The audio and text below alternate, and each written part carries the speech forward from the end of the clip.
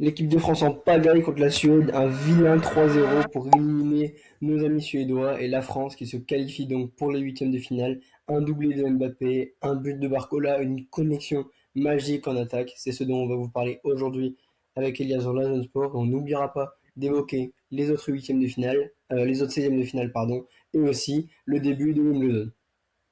Bah écoute, salut à toi Zéphyr. Quel régal hier. Honnêtement, on a pris tellement de plaisir devant ce match France-Suède. Voilà, c'est la première étape vers, on l'espère, une longue route vers le trophée ultime, la Coupe du Monde pour la France, qui nous a vraiment, vraiment impressionné. En tout cas, moi, c'est mon ressenti sur ce match-là, même si l'adversité était entre guillemets faible.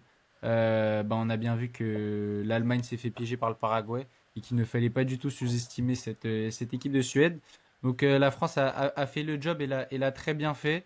Et du coup, on va revenir sur ce match parce que honnêtement, ça promet quand même de très très grandes choses sur ce tournoi quand on voit la force offensive française. On pouvait avoir des doutes sur le plan de Didier Deschamps, mais là, je pense que les doutes sont levés, Zéphyr. Bah oui, surtout que c'est là où on avait un petit peu de doute, c'était d'un point de vue la défense. Bon, la défense, il y a encore des choses, je pense, à améliorer. On a notamment Digne qui n'a pas été excellent, je trouve, hier. Koundé non plus. Là où on critiquait plutôt Théo Hernandez hier, Digne n'a pas non plus été dingue. Mais là où on se demandait surtout avant la compétition, c'était la complexité offensive. Quel joueur mettre à quel poste? Et bah, Deschamps semble avoir trouvé la solution. Dembélé à droite, Olysée en organisateur. Et Olysée, c'est vraiment celui qui fait le lien entre la défense et l'attaque. Et surtout, moi je pensais pas que Barcola serait titulaire dans cette compétition. Et au final, c'est un choix qui est payant. Barcola, quand même, deux buts. À chaque fois, il est dangereux. Il apporte beaucoup de dynamisme, etc. Donc l'équipe de France, voilà, très peu de défauts. Les terrains très très batailleurs, c'est ce qu'il faut, hein. Surtout quand on a quatre milieux offensifs. Franchement, voilà, très très bonne équipe de France. Peut-être quelques Deschamps à parler notamment de soucis défensifs un petit peu à améliorer, qu'on avait concédé beaucoup d'occasions hier notamment. Enfin trop, pas beaucoup, mais trop. Voilà, c'est des petits points qu'il faudra notamment penser à encore améliorer pour espérer pouvoir aller au bout. Ah, ça, c'est ton côté pointu et ton côté perfectionniste qui ressort, Zéphyr. Mais moi, comme vous le savez ici, je suis plus du côté à m'enthousiasmer et à essayer de voir le positif, même si tu as totalement raison de souligner les faiblesses au poste de latéraux, parce qu'à un moment, ça va quand même nous coûter quand il y aura peut-être des Lamine Yamal, des, des El Khanous pour le Maroc potentiellement en quart de finale et plus dans la compétition bah, potentiellement voilà des Léo Messi, des Bukayo Saka, des Madueke qui peuvent quand même créer pas mal de déséquilibre au vu de la faiblesse au poste, mais je vais quand même m'attarder quand même moi sur l'essentiel et sur l'armada offensive et même le milieu de terrain où j'ai trouvé Rabiot quand même assez intéressant. Euh, Moi, honnêtement, voilà, c'est époustouflant ce que les quatre peuvent faire. Tu as souligné Bradley Barcola, mais en vrai, on aurait dû commencer par deux monstres, deux monstres qui vont terroriser la planète foot en sélection pendant encore de longues années. Michael et Kiki, voilà, comme on l'aime les appeler d'un surnom affectueux, qui sont tout simplement terrifiants dans cette Coupe du Monde. Michael Olise qui a une passe décisive du record de Pelé sur une Coupe du Monde alors qu'on est qu'en 16e de finale et que le prochain match c'est contre le Paraguay. Donc on se dit que potentiellement bah, il peut déjà le dépasser au stade des huitièmes de finale. Bah, pour moi c'est l'offensif à ressortir. Je sais pas ce que tu en penses, Zéphyr, mais je ressors plus le match de Michael Olise que celui d'Mbappé. Attention, hein, on n'est pas en train de les opposer. Ils sont tellement complémentaires que voilà, les deux ne font qu'un, on a envie de dire. Mais moi, je trouve que voilà, dans le jeu, il a apporté un truc différent. Et c'est grâce à lui qu'on peut se permettre d'avoir une animation offensive aussi complète et aussi virevoltante et impactante sur le match parce qu'il produit tellement d'occasions, de buts. Et son ciseau est la preuve qu'il est tellement en confiance, il est tellement en confiance et en phase avec cette équipe, avec son football, qu'en fait, il va tout se permettre et il se permet tout et en même temps il les réussit ces choses-là. Donc vraiment c'est peut-être le 10 ultime, j'ai envie de dire, à l'heure actuelle. Honnêtement, je vois personne se rapprocher même de sa table. Personne n'est invité, il n'y a que lui à sa table, en tout cas offensivement et à ce poste de numéro 10. Ce qui nous permet surtout, Elias, de pouvoir jouer à 4 offensifs, moi je dirais, c'est le fait que nos 4 offensifs soient autant impliqués défensivement. Enfin, on voit un Mbappé quand même, j'aime bien ce qu'il propose dans l'implication collective. Il ne reste même pas non plus tout seul à marcher devant en espérant la contre-attaque. Donc ça, c'est très bien Kylian. Voilà, le reste de l'équipe, ben, on les connaît. Après, Dembélé, Barcola, le rapport défensif qu'ils ont au PSG. Olivier, c'est pareil, hein. Olivier, il gratte quand même pas mal de ballons. Enfin, on a une équipe qui est très collective et soudée. Donc, je pense que c'est ce qui nous permet le plus au final d'avoir 4 offensifs et ce qui va nous permettre de pouvoir avoir un Michael qui va pouvoir nous apporter du lien entre l'attaque et la défense, hein. Donc ça va être ultra important. Et bon, après, tu parlais quand même des records de Michael Olise, qu'il était très près de Pelé. Il y avait quand même, sur tous les records qu'on voit depuis le début de la Coupe du Monde, vous allez peut-être me traiter un petit peu de rabat-joie, mais avec cette Coupe du Monde à 48 équipes, je sais pas. Je pense que ça favorise un petit peu aussi le fait de pouvoir mettre autant de buts, etc. Malgré le fait que les joueurs réalisent de super performances. On pense à Mbappé, à Messi. Mais voilà, quand on met un doublé contre l'Irak, je sais pas, avec autant de petites équipes. Puis, nous, la France, on a eu un gros groupe, mais je sais pas, jouer l'Irak, je sais pas si ça serait arrivé il y a 4 ans. Ouais, après, historiquement, il y a quand même, t'as quand même des nations plus faibles que tu joues en phase de poule. Après, je suis d'accord avec toi sur le fait de dire que voilà, il y a quand même plus de matchs et ça favorise quand même un certain nombre de records. Mais après, faut quand même les mettre, les buts. Là, je crois qu'il me semble que t'as Barcola, Doué, Mbappé, Olysée et Dembélé. C'est ces cinq-là qui ont été impliqués sur tous les buts de l'équipe de France. Donc, ça montre quand même que voilà, Deschamps a changé son logiciel. Il a fait évoluer son plan de jeu en fonction de l'équipe qu'il avait. Et c'était un peu la crainte au début du mondial de se dire est-ce que il va continuer sur cette idée des quatre offensifs et miser justement sur cette armada pour aller loin dans le tournoi. Et bah là, je pense qu'on a déjà un élément de réponse parce qu'on met 3 buts par match en moyenne, ce qui est complètement dingue. Quand on voit aussi le groupe qu'on avait, parce que la Norvège, on a bien vu que voilà contre la Côte d'Ivoire, on va peut-être en toucher deux mots. Bah, ils ont fait quand même forte impression pour leur premier mondial depuis, j'ai plus le nombre d'années, mais ça doit bien faire peut-être une trentaine d'années qu'ils sont pas allés au mondial. Le Sénégal, certes, se sont qualifiés ric-rac, mais ce soir, que s'ils passent contre la Belgique, bah, on ne serait pas surpris. Et oui, certes, l'Irak est en dessous, mais l'Irak n'est pas non plus à sous-estimer. Je ne pense pas que l'Irak soit non plus le pire quatrième de cette phase de poule. Donc voilà, les adversaires sont quand même à la hauteur. Pareil pour la Suède, qui certes n'est pas une très très grande nation à l'heure actuelle, mais qui a quand même des forces et lesquelles on a vraiment réussi à les museler. Enfin, le match d'Upamecano hier, il a dans sa poche droite et gauche Gyökeres, Isaac en même temps. Je sais pas ce que tu en as pensé, mais moi ça m'a rassuré. La charnière centrale, en tout cas, m'a vraiment rassuré parce qu'elle m'avait inquiété un petit peu lors du match contre la Norvège où voilà, on les a sentis un peu plus en dilettante. Moi, je trouve quand même cette équipe de France terrifiante et honnêtement, enfin, qui peut les stopper, Zéphyr? Qui peut les stopper? Qui peut les stopper? Moi, il y a une équipe qui me fait peur, eh ben, c'est le Maroc, Elias. On va parler tout de suite du Maroc-Pays-Bas. Voilà, le Maroc, ils mettent une intensité. Bon, ça a été un peu moins quand même contre les Pays-Bas que dans les premiers matchs de poule qu'avait joué le Maroc. Mais le Maroc est une équipe quand même plutôt mature, je trouve, qui sait réagir, qui sait ne pas se laisser enterrer et qui met une très très bonne intensité, voilà, qui me fait peur et qui a du sang-froid pour aller jusqu'au penalty et le réussit très très bien cet exercice. Ils sont sur 5 séances de tir au but réussies consécutives, je crois. Ouais, bah, ouais, le Maroc. Après, oui, le Maroc, forcément, ça va être un énorme défi en quart de finale si jamais la France et le Maroc se qualifient. Mais moi, je trouve que le Maroc entame très bien ses matchs. Je suis totalement d'accord avec toi dans l'idée de l'intensité qu'ils mettent. Ils entament vraiment très très bien les 10-15 premières minutes. Vraiment, ils mettent un bouillon. On l'a vu contre le Brésil de toute façon. Et même que ce soit contre l'Écosse où ils marquent très tôt également. contre Haïti, bon, troisième match, on les a vus, ils étaient quand même un peu plus en difficulté, surprise par cette très belle équipe d'Haïti, mais ils ont su réagir. Et là, contre les Pays-Bas, moi, j'ai quand même une inquiétude, c'est sur la seconde période. Parce qu'en première période, certes, ils mettent énormément d'intensité, mais on a bien vu que lors du match contre le Brésil, et même lors du match contre l'Écosse, à un moment, quand même, ça lève le pied. Et contre cette équipe de France-là, où pendant 90 minutes, ils peuvent imposer un rouleau compresseur permanent, et ils peuvent, voilà.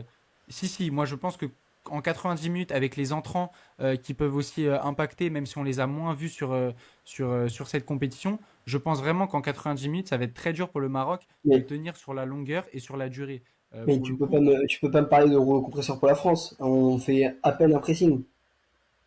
ah non, mais moi, je te parle en termes de volume d'occasion. Parce que là, s'il y a 6-0, on crie pas au scandale Oui, mais contre la si on Suède. joue le Maroc, ils vont nous presser, on n'aura pas la balle comme on l'a eu hier. Contre le Ah Maroc, non, on va être pressé, même dans notre but. ah non, mais je suis d'accord. Je suis d'accord qu'on Et va être on ne pressé, pourra mais pas on a quand même. ce sera plus le Maroc, le rouleau compresseur, vu l'intensité qu'ils arrivent à mettre sur 30 minutes. Après, je sais pas si ça durera tout le match, mais moi, je pense que en termes d'intensité, on se fait bouffer contre le Maroc. Alors, moi, je pense que justement, on peut contrecarrer cette intensité par quand même énormément de verticalité. Et on a bien vu que dès qu'on laisse le ballon à la Suède, certes, c'est la Suède, mais dès qu'on laisse le ballon à l'adversaire, derrière en contre, on explose quand même ultra vite parce que voilà, on a quand même des flèches devant. Et Michael Olise, d'ailleurs, est très sous-coté sur cet aspect-là du jeu. Et on l'a bien vu hier. Et moi, je pense que contre le Maroc, certes, pendant les 30 premières minutes, on peut souffrir. Et honnêtement, je pense qu'on peut accepter de souffrir avec la défense qu'on a et avec la discipline tactique qu'on peut avoir. Mais par contre, sur la durée d'un match, que ce soit en 120 minutes ou en 90 minutes, ça va pas du tout être la même pour le Maroc parce que contre les Pays-Bas, certes, ils se sont fait surprendre et ils étaient au-dessus. Mais moi, j'ai pas vu une équipe du Maroc dominante de A à Z. Et surtout, j'ai pas vu les Pays-Bas très très forts sur ce match et avec la volonté d'aller chercher la victoire à tout prix et d'étouffer cette équipe marocaine, peut-être parce qu'ils en avaient pas les capacités, mais moi je pense que la France en a les capacités. Et honnêtement, la France, moi je les vois clairement au-dessus du Maroc. Peut-être que c'est prétentieux de penser ça et je peux totalement l'entendre, mais moi je pense que la France est en mission et le Maroc, je dis pas que c'est une étape, ça va être un très gros morceau, mais je pense que le Maroc va quand même énormément souffrir face à la France, même s'ils vont nous faire souffrir peut-être pendant les 30 premières minutes, mais les 60 prochaines, mon avis, en tout cas c'est ma lecture, va pas y avoir match. Maroc-France, qui pourrait arriver, on le rappelle, en quart de finale, si le Maroc vient à bout du Canada et si la France vient à Canada, bout du Paraguay. Donc voilà, ce sera sûrement un quart de ça va finale. être. Ce sont les deux favoris Oui. de ce match-là. Et j'espère voir ce match, ça pourrait être fort sympathique.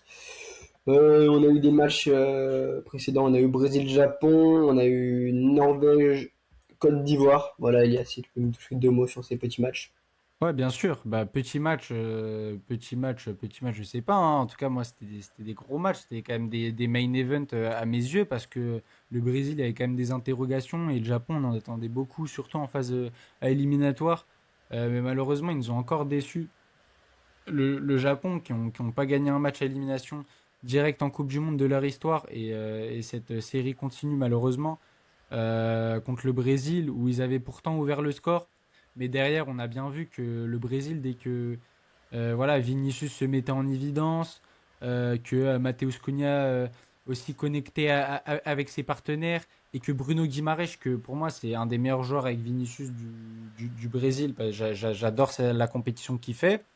Bah, dès que les trois se mettent en évidence, notamment une action de Vinicius où il enrhume toute la défense du Japon et il peut mettre le but de la compétition, bah, cette équipe du Brésil que je voyais en flop personnellement, bah, je vais peut-être obligé de faire mon mea culpa, même s'il tombe contre un adversaire ultra coriace et on a bien vu avec une force mentale quand même à toute épreuve parce que la Norvège, ce match contre la Côte d'Ivoire, je sais pas si tu l'as regardé, mais certes ils ouvrent le score mais ils se font égaliser et on peut se dire que le momentum a changé, mais t'as mon citizen préféré Erling Haaland qui a refroidi les espoirs ivoiriens malheureusement dans un match où honnêtement les deux équipes ne méritent pas de se rencontrer à ce stade de la compétition, mais ça nous a donné quand même un match très très intéressant dans la dramaturgie. Zéphyr, je ne sais pas si tu veux toucher deux mots de cette équipe de Norvège qui avance pas à pas, qui a été critiquée pour son manque d'implication contre la France,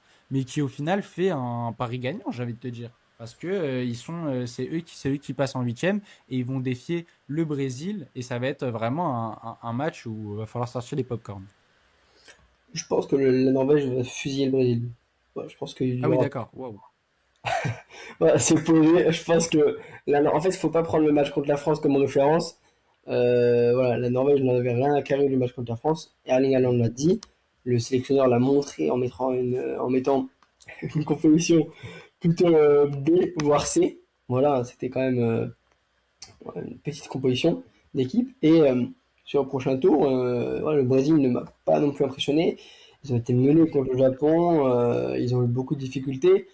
La Norvège, elle, en revanche, a été capable de mettre beaucoup d'intensité contre la Côte d'Ivoire. Ils auraient pu mener 2-3-0, ça aurait pas été un scandale. Ils ont eu beaucoup d'occasions. Le goal ivoirien a d'ailleurs fait un très très gros match, ce qui a permis, pardon, aux Ivoiriens de rester dans le match contre des Norvégiens qui ont fait une très très grosse partie. Et la Norvège, j'avais aussi vu le match contre le Sénégal, avec beaucoup d'intensité, beaucoup de. Voilà, c'est une grosse, grosse équipe. Je pense que la Norvège, moi je l'avais dit avant le début de la compétition, je l'ai annoncé à beaucoup de gens. Je pense que la Norvège ira en demi-finale de cette Coupe du Monde. Et voilà, la Norvège, je les vois très très forts. Ils ont une bonne équipe solidaire. Et je vois pas pourquoi et comment le Brésil pourrait faire mal en fait à cette équipe norvégienne. Après Zéphyr, je pense que les espoirs norvégiens peuvent s'arrêter en quart de finale contre l'Angleterre. Parce que là, j'ai le tableau sous les yeux. Ils jouent potentiellement l'Angleterre, en tout cas si la logique des choses est respectée, même si sur cette Coupe du Monde, voilà, on n'est pas au bout de nos surprises à mon avis après ce qui s'est passé entre l'Allemagne et le Paraguay. Voilà, l'Angleterre qui joue aujourd'hui contre la République démocratique du Congo, qui va être un match très très bourbier pour eux et qui peut potentiellement s'apparenter à celui contre le Ghana rencontré en phase de poule. Mais oui, en vrai, je te suis plutôt sur le fait que moi je vois la Norvège passer contre le Brésil parce que je pense que en fait Erling Haaland il emmène tout le monde avec lui. Il emmène tout le monde avec lui et les Norvégiens sont aussi en mission. On voit aussi que le peuple norvégien est très, très impliqué et ce 12e homme, justement, peut aussi galvaniser cette équipe de Norvège. Mais certes, c'est pas un élément footballistique à proprement parler, mais on sait très bien que l'engouement et la ferveur populaire peut pousser un pays à se transcender. C'est le cas aussi pour le Brésil, donc ça va être un match, je pense, très serré, mais où je te rejoins, où je vois la Norvège gagner. Certes, ils ont moins d'expérience, mais je trouve que ils ont montré plus de choses que le Brésil. Plus de choses par rapport au Brésil. Donc ouais, ouais. Après, aller en demi-finale, je ne vais pas aller jusque-là. Parce que potentiellement, ils battraient l'Angleterre. Moi, l'Angleterre, je les vois très très fort et on reviendra dessus quand ils auront joué, quand les 16e seront finis. Mais moi, l'Angleterre, je les vois quand même très très forts. Tu fais la moue. Est-ce que tu peux, voilà, potentiellement donner un peu ton avis sur cette équipe d'Angleterre qui, quand même, fait partie d'une des favoris du tournoi? Non, je pense que l'Angleterre va faire pchit comme souvent en Coupe du Monde et que va s'éteindre. Je sais pas, je sens les Anglais maudits. Je sais pas, je vois une séance de tir au but pourri contre une équipe, je sais pas, comme le Congo, comme le Mexique, potentiellement au prochain Ouais. tour. Mais je sens les Anglais encore ce flop. Voilà. Un peu comme l'Allemagne qui a été potentiellement éliminé, on peut le dire comme ça, au même tour que les années précédentes, puisqu'il y avait le même nombre d'équipes au moment où ils ont été éliminés. Si on peut l'analyser de cette manière-là, et c'est très peu glorieux pour l'équipe allemande qui avait quand même un effectif euh, avec des joueurs, bah voilà, une très très bonne équipe. On pense à Joshua Kimmich, Yamal Musiala, énormément de joueurs de très très bonne qualité, mais ça n'a pas suffi pour venir à bout du Paraguay. Le Paraguay qui est extrêmement dur à jouer, je pense, très dur sur l'homme, très agressif, donc force messieurs pour l'équipe de France. qui voilà, va jouer un adversaire coriace et qui va rien laisser jouer et qui a fait un énorme non-match quand même contre l'Allemagne. N'a pas joué au foot, hein, le Paraguay du match presque, mais ça a suffi pour battre l'Allemagne au penalty. Ouais, ouais, et puis ça faisait écho à quand même une vidéo que j'avais fait, on avait fait avant sur un débat où moi je disais que l'Allemagne se déclassait au niveau mondial. Bah, j'ai quand même cette impression de plus en plus que bah, l'Allemagne, maintenant, est-ce qu'ils font partie du chapeau 1 des équipes en Europe? Bah, je pense pas. Je pense pas, et ça montre quand même que il y a de grosses difficultés dans ce football de sélection allemand. C'est pas les individualités qui manquent, clairement, tu les as rappelées. Mais il y a quand même un gros problème. J'ai l'impression qu'il y a cette espèce de complexe depuis la Coupe du Monde 2014 où ils n'ont pas gagné un match élimination directe depuis la finale 2014. C'est terrifiant, c'est terrifiant la stat. Donc, euh, donc ouais, l'Allemagne va encore falloir attendre 4 ans pour potentiellement les voir gagner un tour à élimination directe. Donc c'est catastrophique ce qu'ils proposent les Allemands. On va vous faire, il nous reste 4-5 minutes, on va vous faire un petit débrief Ouais. de Wimbledon du premier tour. En pagaille, voilà, fils énorme, monumental, il a explosé quand même Collignon, énormément d'intensité, de puissance. J'ai beaucoup apprécié fils, Sinner, beaucoup de difficultés contre Tekmanovic. C'était très très compliqué. Kekmanovic a sorti un gros match, mais j'ai vu un Sinner énormément forcé en fait sur ce match. Il était un peu en difficulté, mais il forçait ses coups droits, il forçait ses revers. Il a fait des doubles fautes à des moments où on n'avait pas eu faire depuis un bon moment. Donc attention à Sinner qui jouera ce soir contre Borges. Djokovic aussi en difficulté contre le Chinois Wu. Il a eu besoin de 4-7, 4-7 pour sortir le Chinois. Et 4-7 où ça a été compliqué. Voilà, j'aimerais remercier notamment Louis Bosson parce qu'elle s'est très très bien battue contre Rybakina. C'était pas qu'on Ouais. passait, elle jouait une adversaire quand même bah, la numéro 2 mondiale et elle s'est très bien battue. Elle était pas si loin que celle de la victoire. Elle prend un set. Voilà, donc très bien pour Louis Bosson. Humbert, il sort de très très peu contre Isubers qu'il avait déjà gagné en finale 2 jours précédents à Eastbourne. Mais là, Humbert, il fait un très bon match, malgré le fait qu'il était blessé. On l'a vu dans le premier set qu'il était blessé. Mais il sort qu'en 5-7 en perdant 6-4 au troisième set. Donc c'est bien quand même pour Hugo Humbert. Après voilà, on a Manarino qui a gagné facilement contre Tito Androguet et qui jouera celui qu'il a éliminé, il me semble, il y a 2 semaines. C'est Alex de Minaur. Il va jouer au second tour. Voilà, que dire de plus. Oui, Casper Ruud, tête de série numéro 11, il me semble, qui a été sorti d'entrée par Hubert Hurkacz, qui a sorti un très très gros match. Je ne sais pas contre qui jouera Hubert Hurkacz, mais c'est à surveiller pour le prochain tour. On a aussi Ben Shelton qui a été sorti, il est le numéro 4 mondial, il a été sorti par Virtanen. Virtanen, très très gros match, mais Ben Shelton, j'ai trouvé pas aussi puissant que d'habitude, pas aussi Je le un peu déçu quand même de Ben Shelton sur ce match. Voilà, qu'il y a de plus, je vais regarder un petit peu les résultats. Pour... Pour vous informer un petit peu plus, voilà, Mpetshi Pericard qui a quand même une balle de 7, une balle de 2-7-0, mais qui a été sorti par Hanfman, très très déçu. Il a eu plus de 80% de première balle, mais ça n'a pas suffi pour Ouais. Hanfman, un peu déçu. Valentin Rouillet, très très gros match contre un invité anglais qui a fait lui aussi un très bon match, mais Valentin Rouillet, que j'ai très très envie de voir son second tour demain. Il jouera contre Zverev. Voilà, ça peut être un beau match. Il a mis énormément d'intensité Valentin Rouillet. Et je le vois, je pense, à minima prendre un set contre Zverev. Parce que Zverev n'a lui pas non plus été énorme contre Blocks. Et Valentin Rouillet, très très bon match. Donc j'ai hâte de suivre ce match. Et on a aussi eu le français qui m'a le plus impressionné hier, c'est Quentin Alice. Quentin Alice, il a fait un très très bon match contre Arnaldi. Arnaldi, quand même, qui sort d'une demi-heure Ouais. de grosse. Il a mis du temps à Arnaldi avant de trouver son jeu de jambes. Mais quand il a trouvé son jeu de jambes, ses glissades, c'était compliqué en fait à trouver le bon rythme et à ne pas faire le coup qui sortait, la faute de trop. Mais Quentin Alice qui a été juste, qui a su être patient. Et très très bon match pour sortir Arnaldi en 4-7. Voilà, Elias, si t'as une petite info Wimbledon, un Ouais, petit ouais, ouais. match à Non, nous. mais t'as été complet. Voilà, pour te répondre, Ubi Hurkacz, il joue contre Ofner au prochain tour. Je pense que ça peut être du tout droit pour Hurkacz, même si, attention, Ofner, Offner peut être un petit peu un piège, mais je pense pas que Kuber Hurkacz soit inquiété. Et ouais, pour moi, Djoko, donc c'est mon joueur préféré, je suis obligé d'en parler. Ouais, Djoko, maintenant, ça va être compliqué de gagner, faire des 3-7, honnêtement. Là, il joue contre Stefanos en plus. Gros match, là, gros match Non. en night session. Ça va être un super match, je pense. Parce que Stefanos, il était quand même en patron sur le premier tour. Et il affrontait un Français, je sais plus lequel. Je pense que tu vas Ah, Gaston, Hugo Gaston. Bon, Hugo Gaston sur gazon. Ça reste quand même, euh, ça reste quand même léger. Mais ouais, Djoko Tsitsipas, ça va être quand même à suivre. Voilà, Rinderknecht qui s'en est sorti aussi pour revenir un peu Très bon. sur les Français.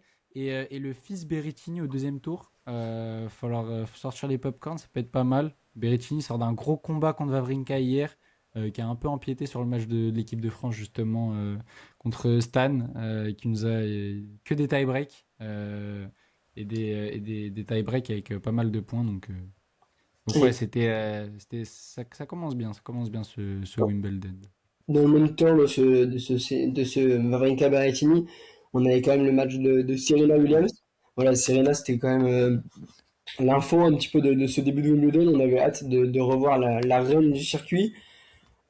C'était sympa quand même. Moi, je sais pas si Elias, tu as regardé ce match. Ouais, Moi, j'ai si, trouvé ouais. quand même, Serena, bon, toujours compliqué dans les déplacements. Enfin, elle a 44 ans, c'est normal. Mais en termes de puissance, je me suis dit, j'ai dit à mon père, si le match faisait, enfin, si le terrain de tennis faisait la taille du couloir, je pense qu'elle gagnerait Sabalenka, tu vois. Et voilà, avec des si on refait le monde, mais en termes de puissance, j'ai trouvé quand même Ouais, plutôt. Voilà. C'était ah sympa quand oui, même. non, mais c'est. Serena, ça m'a procuré pas mal d'émotions, elle qui était une des joueuses de notre enfance. Donc plutôt sympa. Et j'espère qu'elle continuera pour s'offrir un US Open devant son public. Ça pourrait être des plus agréables. Ouais, et puis surtout, non, mais elle a pas pris un pet d'âge, quoi. Elle est revenue comme on l'avait laissée, en fait. Elle est revenue fit et préparée à mort. Forcément, sur les déplacements, ça va être compliqué.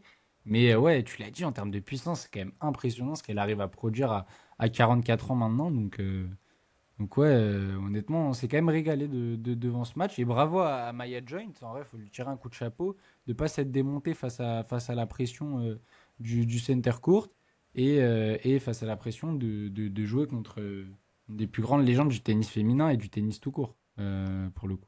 Du sport même, j'en parlais hier avec mon père, c'est une des légendes du sport, je pense. Enfin, Ouais, ouais. pour moi, elle est dans les top 10 des plus grandes légendes du sport. Et tu parlais de Bah, Nurkash, il est au tie-break, balle de 7 à l'instant pour Hoffner. Voilà, petite info. ah, ok. Ouais. Bah voilà, ça pouvait être piégeux et c'est pas trompé. Voilà. Bon. Merci d'avoir écouté ce podcast. On se rejoint d'ici peu. On essaye de vous tenir au courant de Wimbledon, de la Coupe du Monde. Il y a beaucoup de sport et il y a beaucoup de. Voilà, c'est les vacances pour nous, donc on n'est pas forcément hyper dispo pour réaliser plus de podcasts. Mais voilà. Bon, on essaie de faire au mieux. Et à bientôt. Ciao, ciao!